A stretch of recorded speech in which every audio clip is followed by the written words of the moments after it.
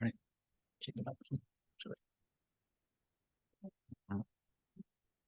All right, I'm gonna go ahead and get started here. I'm just gonna be showing you all a little bit of work I've been doing in AASPI using attributes on 4D data. I'm basically just doing an analysis on fluid movement within the Maui Sea sand and the Maui field within the Taranaki Basin. This is off the western coast of New Zealand, the northern island of New Zealand. All right. All right, so this is kind of just some motivation I have, or scientific questions, if you will. So the first one being, which seismic attributes most efficiently portray hydrocarbon depletion in this Maui Sea reservoir? And then also at the same time, which of these attributes most efficiently portray water sweeping? So with this, I mean water being injected and sweeping out the gas in the reservoir. And then third and lastly, can unsupervised machine learning techniques provide some insight to linking differential hydrocarbon production to facies discrepancies? All right, we'll go ahead and get into it. First off, I'm going to go over just a basic study location and area of interest stratigraphically. So like I just stated before, this is within the Taranaki Basin in the Maui field, more specifically the Maui B area. So as you can see up there on that the central image, the Maui B area is highlighted with the yellow square. The Maui B is to the southwestern portion, and the Maui E is to the northeastern portion. They're subdivided by these gentle sloping anticlinal features that subdivide the Maui B to the Maui A. And then furthermore, they are kind of constrained by those faults, both to the southwest and northeast. All right. What I'm going to be looking at is the Maui Sea sand reservoir, as it's the predominant gas producer in the Maui field. The Maui Sea is subdivided into the Sea upper, Sea middle, and Sea lower. For time's sake, I'm just going to be showing you all some attributes, surface attributes that I ran on the Sea upper surface, as this is the most gas saturated zone within the Maui Sea as well. All right. Just some information about the reservoir as a whole, some kind of geologic information. This is considered to be a marginal marine sand. It's mid-Eocene in age, as you can see by that depositional model to the right. That's showing the depositional environment of the area during the mid-Eocene. And it's considered to be a feldspathic sand sourced from these potassium-rich granites up dip to the south. Is portrayed in that depositional figure over there to the right as well. All right, so the data I'm working with, I have two surveys. One was a base survey that was acquired in 1991. 4D reprocessing occurred in 2003, along with the monitor survey that was acquired in 2002. This 4D reprocessing was done to eliminate any discrepancies and processing techniques, acquisition techniques, stuff like that. All right, and then with those two surveys, a difference volume was created by simply just subtracting the base minus the monitor survey. So this is actually giving us just what it states, a difference volume of the two. So this is showing us gas or hydrocarbons that were produced from the reservoir that are no longer within the reservoir. Along with these seismic volumes, or I guess I'll go over this, the polarity of these volumes is European reverse. It's in minimum phase, the bin size. I don't know why that says bind size, but the bin size is 25 by 25 meters with a sample interval of 2 milliseconds, and a time interval was cropped down to 2080 to 2240 milliseconds. Along with these seismic volumes, I have some gas saturation models, some production data, and 7 associated well logs. And all of this data is publicly provided by the New Zealand Petroleum and Mineral Public Database. Okay, so this is just a time structure map of my sea upper surface, along with some exploration/production wells. As you can see over here, these are the locations of exploration wells. Exploration wells are indicated by just a Maui and a figure. The production locations are actually the foot ends of these wells where they contact the sea upper boundary. So you can see over here, this was the main platform, and this is where they kicked out the Maui B10, Maui B9, and the Maui B2. So these 3 wells are actually the only 3 wells that were drilled within my seismic time frame from 91 to 2002. All right. All right. I just kind of extracted this from my general thesis outline as I'm just kind of showing what I've done in AASPI, attribute calculation, stuff like that. So first I computed 27 AASPI attribute volumes, just done some literature research and kind of seeing what people have used in 4D or just hydrocarbon detections, things of that nature. Then I calculated some surface attributes, compared this with the log data, compared it with some production data, and compared it with saturation models, and then kind of interpreted some of these full 4D alterations that I was seeing. So looking at the base survey, the monitor survey, kind of interpreting what differences that I'm seeing between the two, and also in the difference volume. And then lastly, determine attributes that indicate depletion the best by, again, looking at these saturation models and just seeing what makes sense. All right, so I'm just going to go through and show you about 4 or 5 of these attributes that I've calculated on these different volumes. So first up is sweetness. As you know, sweetness is a good indicator of lithology, like shows clean sands, as well as it could be a hydrocarbon indicator. So here, I'm interpreting this as sweetness showing me gas in this area right here.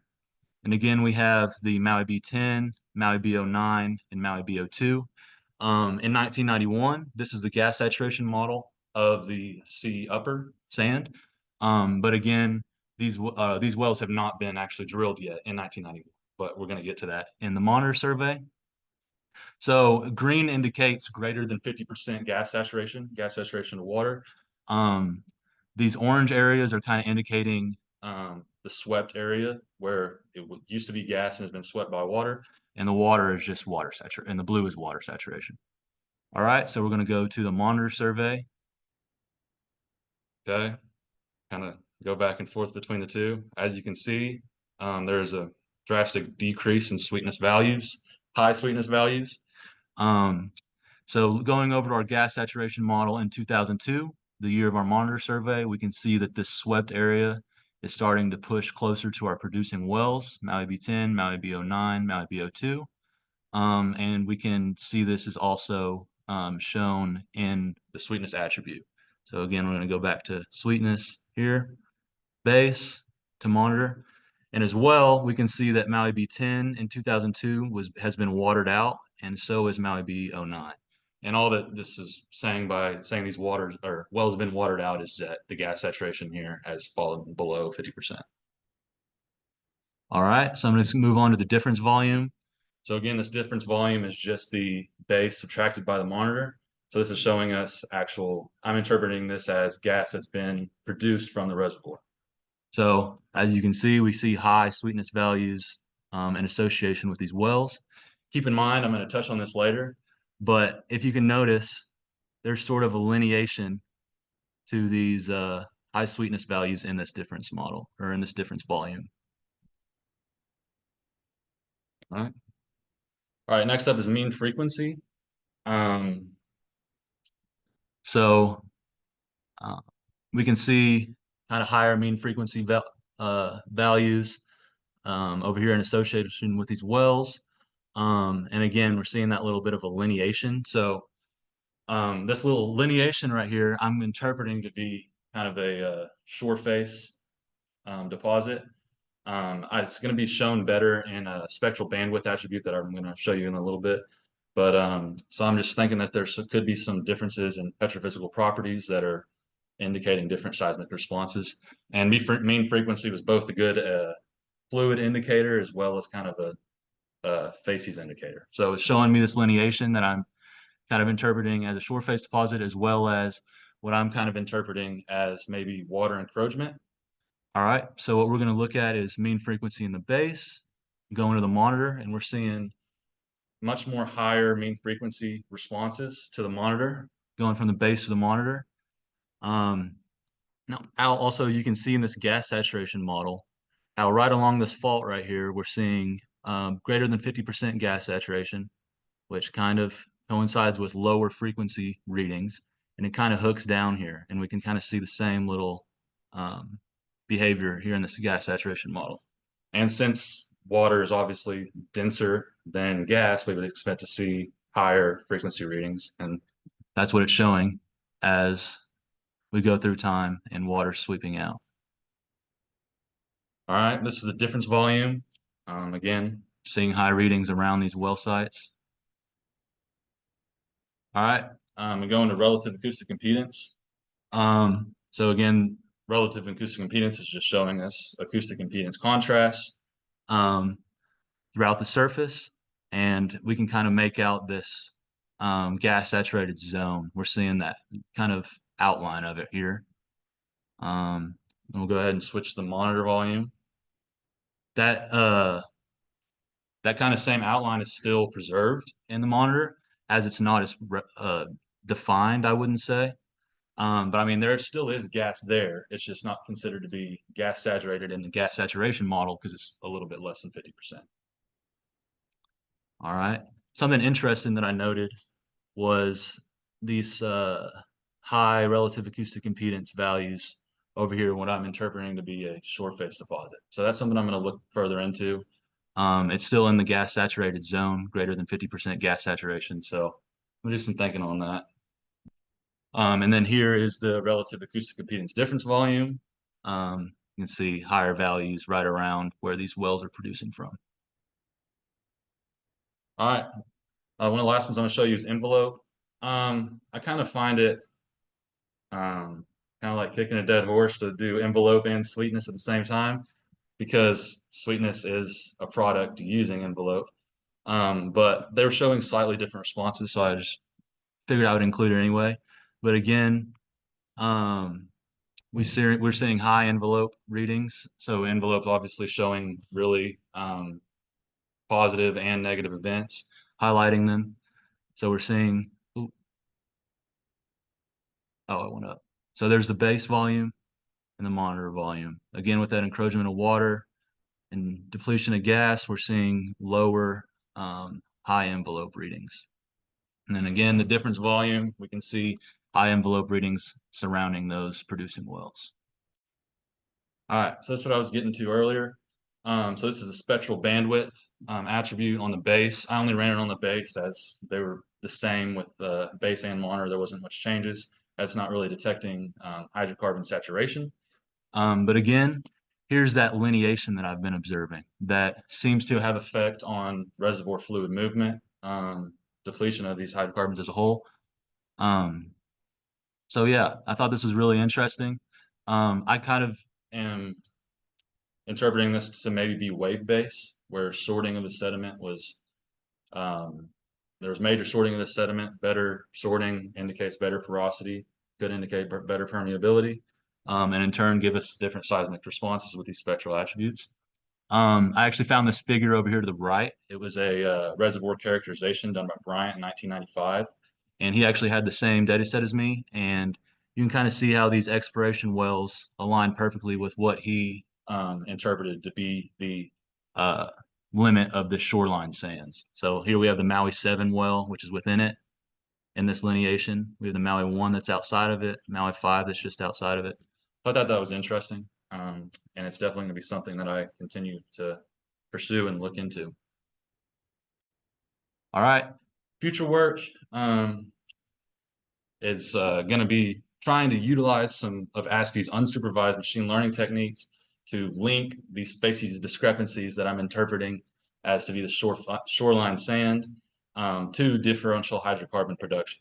So we're obviously seeing, so let me go back and show you what I'm talking about here. So like it's best illustrated in the sweetness attribute. So we're seeing between the base to monitor, right there where I'm interpreting to be that wave base at the shoreline sand, we're not really seeing much differences. And the Maui B10 hypothetically should be producing more north of it than it is. So I'm questioning whether that lineation is causing differential hydrocarbon production or not. And so I did a PCA, an unsupervised PCA analysis using only 3 attributes. I did the sweetness of the base, the sweetness of the monitor, and spectral bandwidth, which caused that, showed me that lineation that I was showing you. And again, we can see that lineation here. And we can also see this light purple color. And I'm interpreting this to be actual gas depletion. This is gas that was there and it's not there anymore. So we have an accumulation around these producing wells, as well as over here in the Maui A. I don't have the well locations for the Maui A they weren't drilled within this time frame, but or they were well drilled within this time frame probably. Sorry, but I'm just focusing on the Maui B. But so there's a little bit of a lighter purple area over here as well. So where we see production, we see that lighter blue area, and it's not indicated within that shoreline sand that I'm interpreting. So I'm going to do some more work on this, and I've just started. This is really literally a day's worth of work that I've done. So I'm going to dive deeper into this and see what I can get.